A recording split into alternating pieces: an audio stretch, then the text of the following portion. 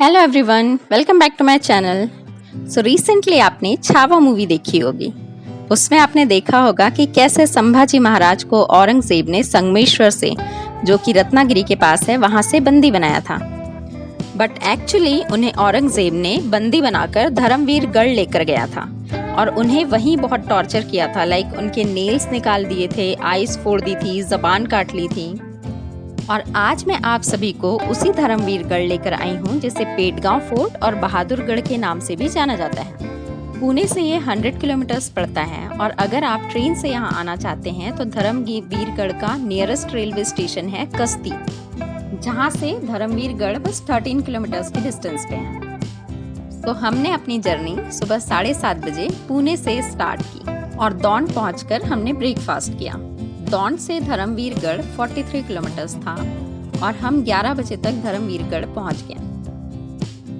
आप जैसे ही धर्मवीरगढ़ पहुंचते हैं, आपको एक बड़ा सा भैरवनाथ का मंदिर दिखाई देता है। ये न्यूली कंस्ट्रक्टेड टेम्पल है, वहां आप अपनी व्हीकल पार्क कर सकते हैं। आपको इसी न्यूली कंस्ट्रक्टेड टेम्पल में बाहर की तरफ बहुत सी प्राचीन मूर्तियां भी दिखाई देती हैं। अभी ये प्लेस काफी डैमेज्ड दिखाई देती है, बट ये फियरलेस, ट्रेजेडी और स्पिरिचुअल लेगेसी को कैरी करती है। इस फोर्ट पे यादवास, बहामनीस, मुगल्स, मराठा और फाइनली ब्रिटिश ने राज किया है। आप जैसे ही यहाँ एंटर होते हैं तो आपको इस तरीके का एक बड़ा सा गेट दिखाई देता है, कमान, और यहाँ से एंटर होने पे आपको वो प्लेस दिखाई देती है जहाँ पर संभाजी महाराज को टॉर्चर किया गया था।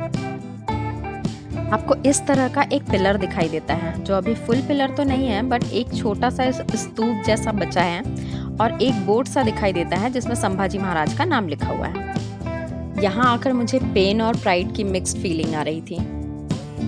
इसके जस्ट सामने आप एक टूटी सी बिल्डिंग देखेंगे, जहाँ बैठकर औरंगजेब संभाजी महाराज को टॉर्चर होते हुए देखा करता था। ये टूटी हुई बिल्डिंग एक 2 स्टोरीड बिल्डिंग हुआ करती थी, जिसमें आपको मुगल आर्किटेक्चर अभी भी दिखाई देगा। ये बेसिकली एक मुगल आर्मी कैंप था, खासकर मुगल ऑफिसर्स, जनरल्स और स्पेशली खान जहां इसे यूज किया करते थे ताकि वो मराठास के अगेंस्ट स्ट्रेटेजी बना सकें। इस बिल्डिंग में बहुत सारे रूम्स बने हुए हैं और उस टाइम का आर्किटेक्चर ऐसा था कि आपको गर्मी में भी रूम्स ठंडे ही लगेंगे। हर रूम में आपको रूफ में होल दिखाई देता है। उस टाइम का रूम टेम्परेचर कंट्रोल करने का तरीका था शायद ये बिल्डिंग काफ़ी दूर तक फैली हुई है। आप जहाँ भी नज़र डालेंगे तो आपको जो बिल्डिंग है वो काफ़ी बड़ी दिखाई देगी। काफ़ी पोर्शंस उसके टूटे हुए भी दिखाई देंगे और इस बिल्डिंग के जस्ट पीछे आपको भीमा रिवर दिखाई देती है। भीमा रिवर में अभी तो काफ़ी पानी सूख चुका है, वहाँ पर ऊपर बस प्लांट्स दिखाई देते हैं ग्रीन कलर के, जो कि सोख देती है पानी। लेकिन उस टाइम पे यही भीमा रिवर से पानी लेने का, पीने के लिए यूज़ करना, सारी चीज़ों के लिए भीमा रिवर बहुत यूज़ होती थी उस टाइम पे। इस बिल्डिंग वाले सेक्शन के अलावा इस फोर्ट में आपको मोस्ट अंडररेटेड 5 एंशिएंट टेम्पल्स भी मिलेंगे, जो कि यादव पीरियड में 700-800 साल पहले बने हुए हैं। तो फर्स्ट टेम्पल है रामेश्वर टेम्पल। आपको सबसे पहले यही टेम्पल दिखाई देता है जब आप यहाँ जाते हैं। इसका स्ट्रक्चर बिल्कुल वैसा ही है जैसा कि पावना लेक में जो अंडर वाटर टेम्पल था और सावर्डी के पास तुरई हॉट स्प्रिंग के पास बना हुआ था। ये सारे टेम्पल्स के आप जो स्ट्रक्चर देखेंगे वो बिल्कुल सिमिलर है। वैसे ही 2 पिलर्स फ्रंट में, देन स्टोन्स को जोड़कर टॉप रूफ का स्ट्रक्चर, अंदर एक शिवलिंग, सब कुछ आपको सेम दिखाई देता है। आपको काफ़ी सारे स्कल्पचर्स टेम्पल के बाहर भी दिखाई देते हैं।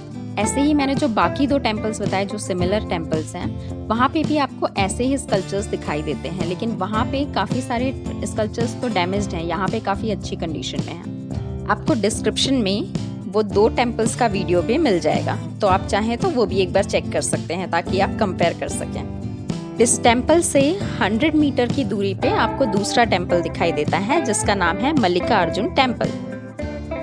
यहाँ पे आपको टेम्पल के बाहर ही कुछ इस तरीके की प्राचीन खंडित मूर्तियाँ और शिवलिंग भी दिखाई देता है। और जैसे ही आप टेम्पल के अंदर जाएंगे तो वहाँ पे भी बहुत सी मूर्तियाँ जो अभी भी अच्छी कंडीशन में हैं, वो भी दिखाई देता है और साथ में अंदर एक और शिवलिंग भी है। इस टेम्पल में जो आपको कार्विंग दिखाई देंगी वो आपको रामेश्वर टेम्पल के कंपैरिजन में थोड़ी ज़्यादा अच्छी दिखाई देंगी। और ये टेम्पल रामेश्वर टेम्पल के कंपैरिजन में थोड़ा बड़ा भी है। फिर आपको 400 मीटर दूर जाने पे इस तरीके का बोर्ड दिखाई देता है और एक फेंसिंग दिखाई देती है। उसके अलावा आपको फोर्ट की वॉल जो काफ़ी टूट चुकी है वो भी दिखाई देती है। इस वॉल को देखने के बाद समझ में आता है कि ये फोर्ट काफ़ी दूर तक फैला हुआ था। आप जहाँ भी जाएंगे थोड़ी दूर दूर पे तो आपको कुछ कुछ जगह में वॉल दिखाई देते हैं। इसके अलावा उस फेंसिंग के अंदर आपको काफ़ी सारे टेम्पल्स दिखाई देते हैं, जिसमें से 2 टेम्पल्स बहुत ही खूबसूरत हैं। फर्स्ट है लक्ष्मी नारायण टेम्पल। ये टेम्पल सारे टेम्पल्स में सबसे खूबसूरत टेम्पल है। और यहाँ से आपको जो दूसरा टेम्पल दिखाई दे रहा है थोड़ी दूरी पे, वो है बलेश्वर टेम्पल। इसकी भी कार्विंग आपको बहुत अच्छी दिखाई देगी। इस लक्ष्मी नारायण टेम्पल की कार्विंग बहुत ही ज़्यादा अट्रैक्टिव है। आपको बहुत से मेल फीमेल स्टैचूज यहाँ कार्व दिखेंगे। इसके अलावा भी बहुत सारी कार्विंग बनी हुई है और इसकी कार्विंग आपको कुछ कुछ मध्य प्रदेश के खजुराहो टेम्पल की याद दिलाएगी, which is also very famous temple of Madhya Pradesh. ये सोचकर ही बहुत शॉकिंग लगता है कि उस टाइम कोई प्रॉपर इंस्ट्रूमेंट भी नहीं थे उनके पास, उसके बाद भी इतनी खूबसूरत कार्विंग करते थे ये लोग, जो आज भी इतने सालों बाद हमको दिखाई देते हैं। ये टेम्पल बाहर से जितना सुंदर है उतना ही अंदर से आपको सुंदर दिखाई देगा। हर वॉल पे आपको एक से बढ़कर एक कार्विंग दिखाई देगी। आप हर वॉल पे देखेंगे आपको बहुत ही खूबसूरत कार्विंग्स दिखाई देती हैं। इस तरह के टेम्पल आपको महाबलेश्वर में भी दिखाई देते हैं। अगर आप महाबलेश्वर जाएंगे तो वहाँ पे भी 3-4 टेम्पल्स ऐसे हैं जो हिस्टोरिकल टेम्पल हैं, वो आपको इसी तरीके की कार्विंग रिफ्लेक्ट करेंगे। इस लक्ष्मी नारायण टेम्पल के जस्ट पास में ही दिखता है आपको बलेश्वर टेम्पल, जिसकी वॉल पे आपको अलग अलग तरह के टेम्पल्स दिखाई देते हैं और उसके अंदर एक डिफरेंट तरीके का स्टैचू की कार्विंग दिखाई देती है। उसके अलावा फ्रंट में आपको काफ़ी सारे पिलर्स दिखाई देते हैं, जिसके ऊपर शायद पहले रूफ भी होगा और टाइम के साथ मे बी वो रूफ टूट चुका है। और जिस जगह रूफ अभी भी है उस जगह भी अगर आप देखेंगे तो आपको डिफरेंट तरीके की कार्विंग्स वहाँ भी दिखाई देती हैं। तो हर टेम्पल्स का जो स्ट्रक्चर है थोड़ा थोड़ा डिफरेंट है, थोड़ी थोड़ी कार्विंग डिफरेंट है, बट ये सारे टेम्पल्स बहुत बहुत खूबसूरत हैं। इस टेम्पल में भी आपको बाहर की तरफ कार्विंग और अंदर की तरफ एक शिवलिंग दिखाई देता है। इन सारे टेम्पल्स का जो आर्किटेक्चर दिखाई देता है आपको, उसे हेमादपंथी आर्किटेक्चर कहते हैं। धर्मवीरगढ़ एक फोर्ट ही नहीं, ये सिंबल ऑफ सेक्रीफाइस भी है।